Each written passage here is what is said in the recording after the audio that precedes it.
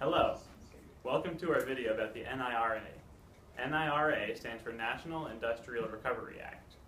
It was touted by President Franklin D. Roosevelt as the most important and far-reaching act ever enacted by American Congress.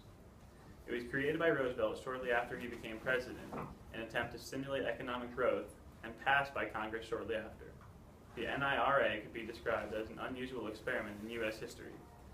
In the most simple sense, the act regulated industry and raised prices after severe deflation in order to stimulate economic recovery. It ended up being in place from 1933 until 1935, when it was deemed unconstitutional. The NRA, or National Recovery Administration, was an organization put in place to regulate the act and promote compliance. The NRA wrote industrial codes for companies to adopt regarding hours of work, wages, and prices of products. This was a fairly successful process, as 500 of these codes were adopted by companies nationwide. Regardless of its success, it was an unprecedented regulation, and eventually it was ruled unconstitutional, which we will talk about in a bit.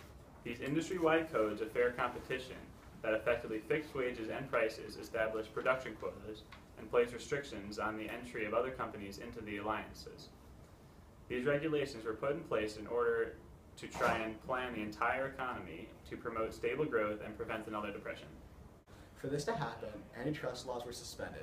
Antitrust laws are laws which are in place in order to foster economic competition and protect the consumers from anti-competitive mergers and business practices. These laws were in place in order to prevent large companies from taking advantage of the people who are buying their products.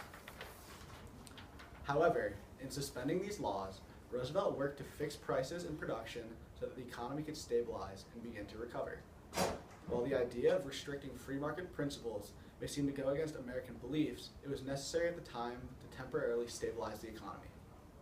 At the time, it was the free market principles which actually caused the market crash in the first place. Another important result of the NIRA was a new right of workers to form and participate in unions. Prior to this act, the courts had upheld the rights of employers to go to great lengths in order to prevent the formation of unions. Companies could fire workers for joining unions, force them to sign a pledge not to join union as a condition of employment, require them to belong to company unions, and spy on them to stop unionism before it got started. The workers had the right to join both a union and abstain from joining a union. The choice belonged entirely to the worker instead of the employer. As well as suspending the antitrust laws, Roosevelt also changed the labor policy with the NIRA. Roosevelt felt that increasing hourly wages could help reverse the Depression. He also employed work sharing, which means that he would make individuals work shorter weeks in order to provide more people with employment.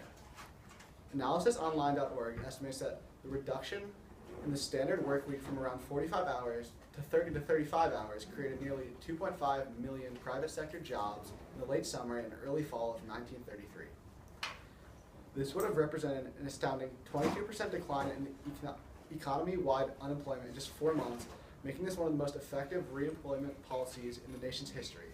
However, he also acknowledges that increases in hourly wage rates offset nearly half of these potential new jobs during the first 4 months. Regardless, these policies created jobs and reduced the astoundingly high unemployment rates. However, as I mentioned before, the NIRA was declared unconstitutional in May 1935 when the Supreme Court issued its unanimous decision in the case Schechter Poultry Corp. Versus United States. The court ruled that the NIRA assigned lawmakers powers to the NRA in violation of the Constitution, allocation of such powers to Congress. Many of the labor provisions in the NIRA, however, were reenacted in later legislation. Thank you for learning about the NRA with us. Click here if you would like to learn about social, political. Click here if you want to go to economic or the arts. Is it?